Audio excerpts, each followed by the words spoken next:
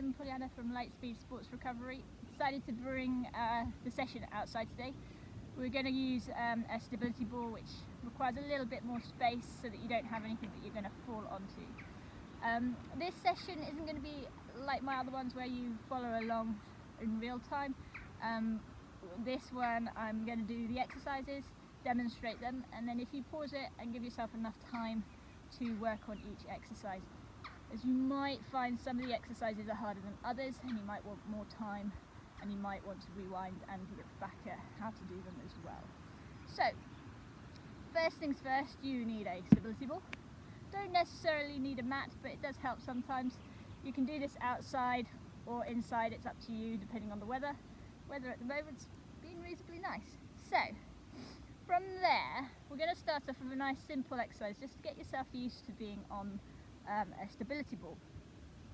You want to be able to put your feet flat on the ground and roughly have your knees at 90 degrees and a hip at 90 degrees as well. You want to sit right in the middle of the ball. You want to sit up nice and tall, so drawing in through those abdominals, preparing the trans abs and pelvic floor. So we've gone through that in previous ones, so you're engaging those core muscles by drawing in and up. You're going to draw the shoulder blades slightly down and together. You're going to sit up like you've got a piece of rope pulling you up to the sky. And then you're going to have your feet so that they're hip width apart. And to begin with, all we're going to do is you're just going to swing your hips side to side. So you're kind of making a U shape. So this is really good for people that ride because it mimics walk on a horse. So these exercises are a great way to test yourself for riding purposes. So you're just swinging those hips side to side. So this has just helped loosen up and to warm up. And just keep going with that as long as you want to. And then from there, you're going to come on, center yourself again, and you're just going to lift one heel up, placing it back down, and then lift the other heel up, placing it back down. So nice and easy to start with. And just get yourself used to staying in the center of your ball. So you shouldn't move side to side as you do this. You should stay nice and central. So from there, to make this one harder, you're going to take the foot off the floor, take the other foot off the floor. So just alternating the feet. You don't want to be putting your hands on the ball because that would be cheating. So just resting the hands on your legs for the moment. Adjusting that. You want to make sure that you're not shifting your weight. For instance, when I lift this one, my weight stays nice and central, but ever so slightly shift that way when I lift this one, which is my weaker side. So you will have a weaker side. And just lifting. And then from there, you're going to straighten the leg out, bring it back in, straighten the other one out, bring it back in. So these are all really good exercises just to get yourself used to being on the ball, getting that core engaged, and then you're going to add opposite arm to leg. So this is a really nice exercise because it works your slings. So we often work opposite leg and arm together. So if you have a weak hip, you'll find the other shoulder will probably also be weak on the opposite side and vice versa.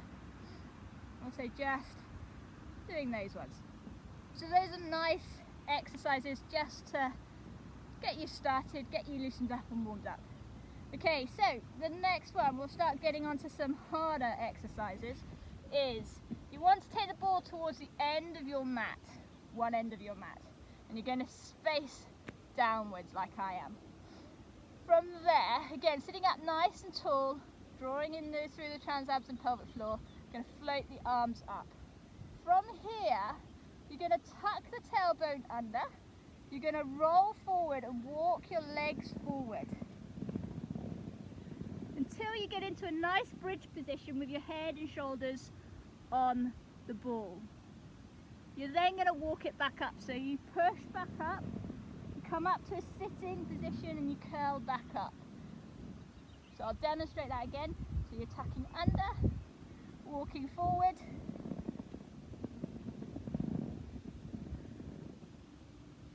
and then pausing down in the bridge position. So you want to make sure that your shoulder, hip, knee are all in line. So we don't want you dipping down We want it up here, and then walking forward. So really reach for that sky as you come up, and then come to that sitting position and up.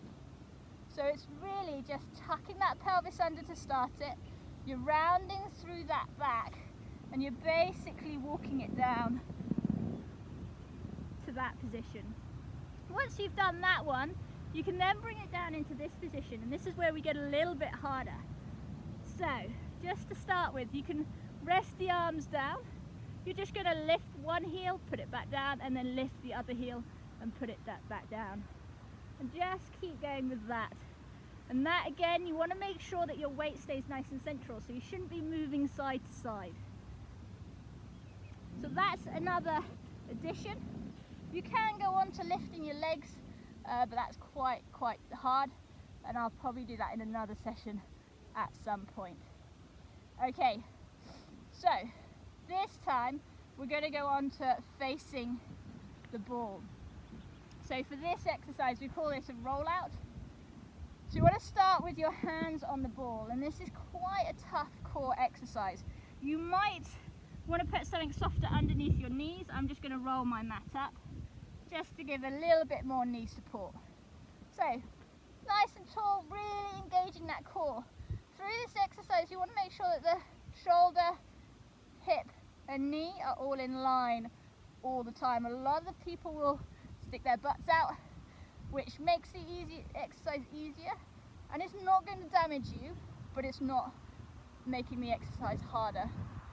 So from here, resting your hands on the ball, you're going to roll forward on your knees, keep that body nice and straight, come onto those forearms, onto the elbows and stretch out, and then coming back up, keeping that body nice and straight. So rolling out, onto the forearms, elbows, stretching out, and then back up. Your chest shouldn't touch the ball. If it does, then take the ball a little bit further away, roll it out, and then back up. Make sure you keep breathing. So you're going to exhale as you come down, inhale, exhale to come back up. Again, keeping that body nice and straight.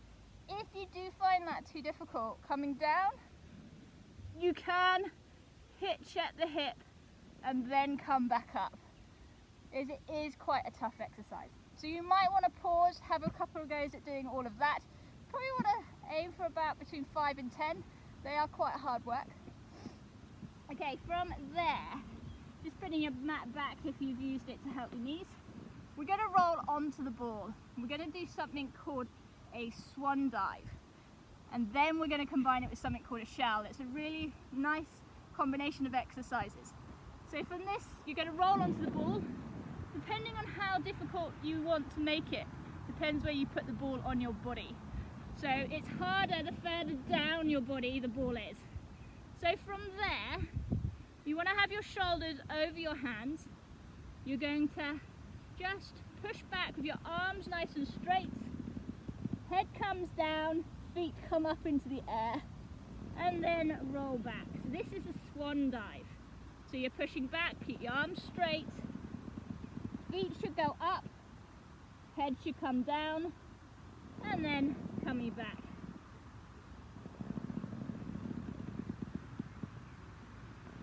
So to add the shell is bringing the legs in. So you need the ball on your knees for this one, or the upper thigh area. So the knees need to be on the ball. So you're going to take the hips up towards the sky. You're going to draw the knees in towards your chest, and then you're just sort of sitting on the ball but on the shins, and then you push that ball out. So you're going to draw the knees in, the hips come up, and then tuck the legs in towards the chest, and then push them back out. So have a go with those as well. Pause it if you need to. You're going to then combine the two movements. So you do the swan dive,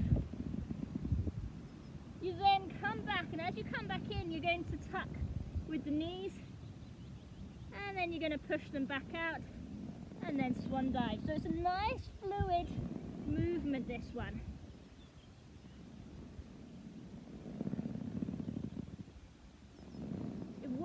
nicely through your shoulders, loosening those up as well as working those core muscles.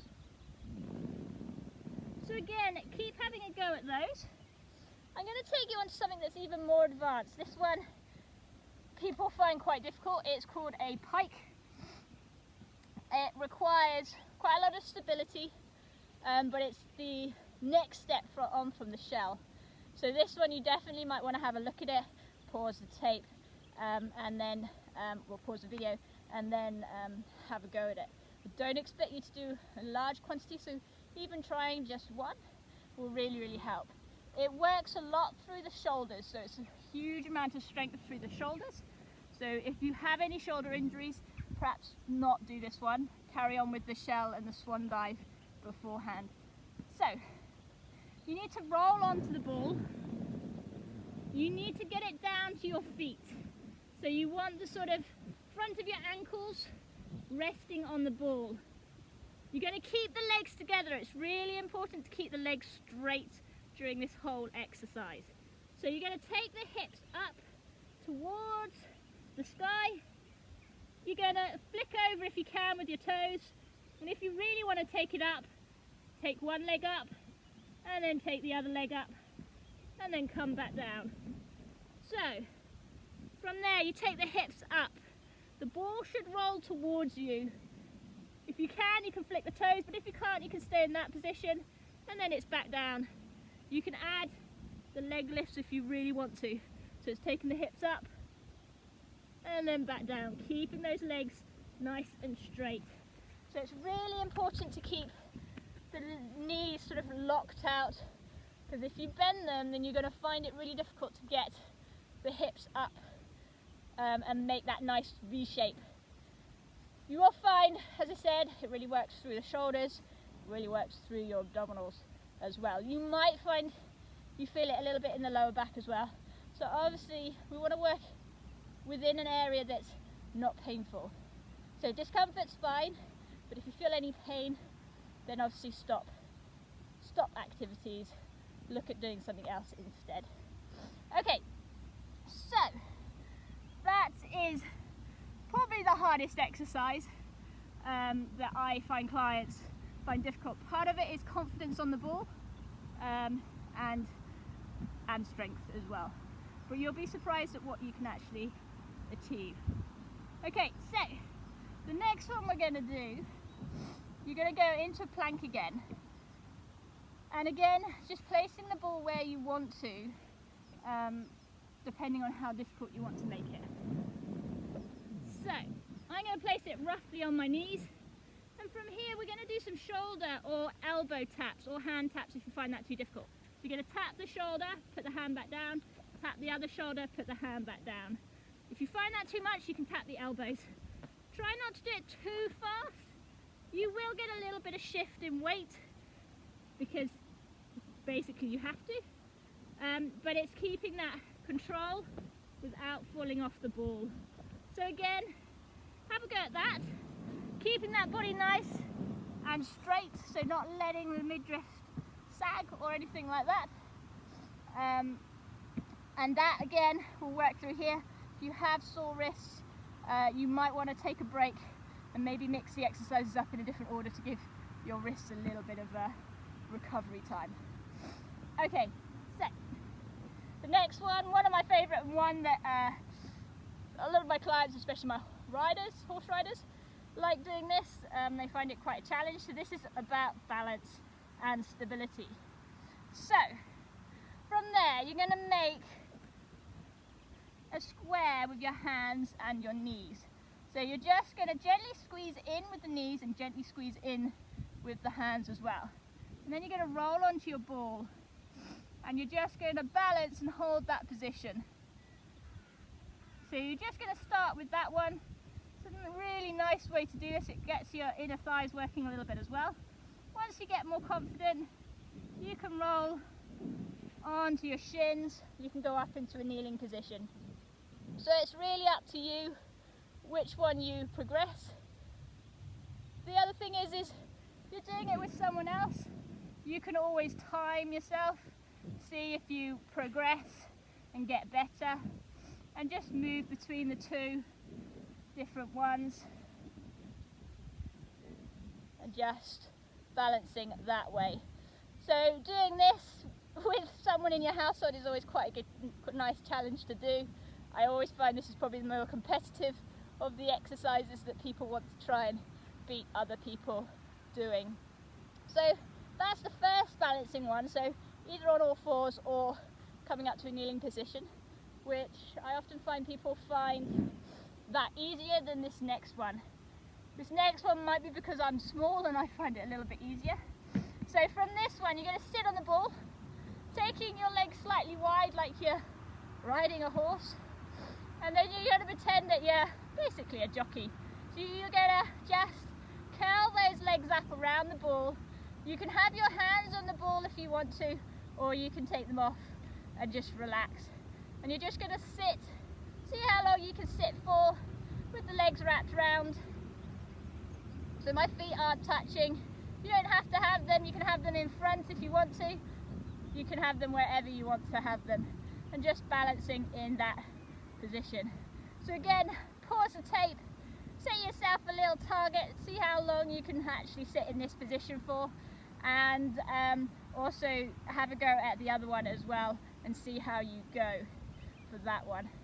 So these exercises are really, really good because they're allowing you to be sort of soft and flexible within your movement, allowing you to adjust, but also engaging that core. So for so many exercises, we don't want to be really engaging our core really hard, as I would say. We want that softness and that suppleness so that we can respond, especially if you do ride horses.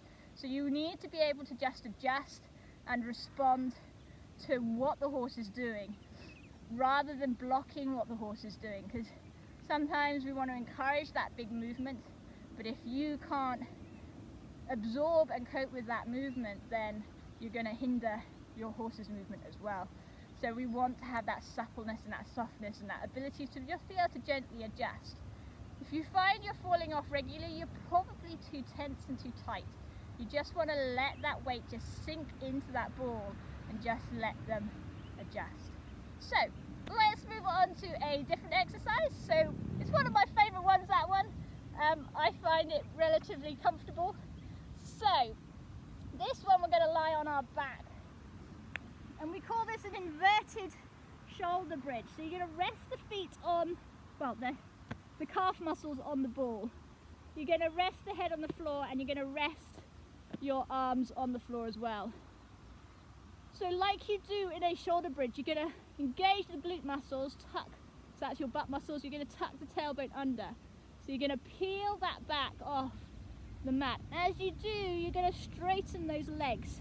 So you make a nice straight line from the floor up to the ball. You're going to breathe in, exhale, and then working your way back down, and then drawing the legs back in. So you're going to exhale, just tuck the pelvis under.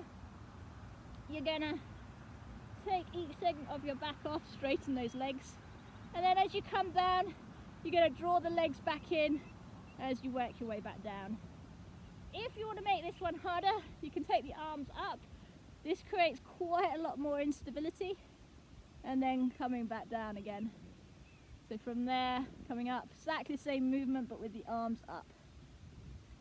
If you want to make it harder, you can come up to the top, and then I would put the arms back down for this one, lift one leg, bring it back down, lift the other leg, bring it back down. And you could do 5 lifts, keeping the hips up, so try not to let them dip down, keeping those hips pushed up. If you want to make it even harder, you can come up with one leg. So you would straighten one leg, come up, and then come back down and swap legs.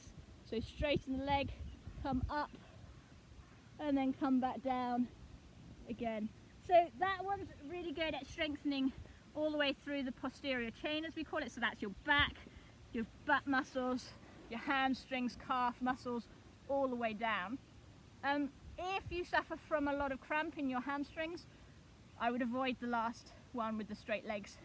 You might want to start off with just coming up into the bridge and doing the straight leg raises. So those are a handful of exercises that you can try. I will try and add some more, but if you do a good number of reps of each of those will be a really good workout as well. So stability ball is great for testing your balance, really engaging that core in a more dynamic way, and also being a bit more cardio because you're having to use some more global muscle strength as well. So it's coordinating all those things together. So hopefully, as I said, I'll add some more stuff soon, but all look after yourselves and stay safe.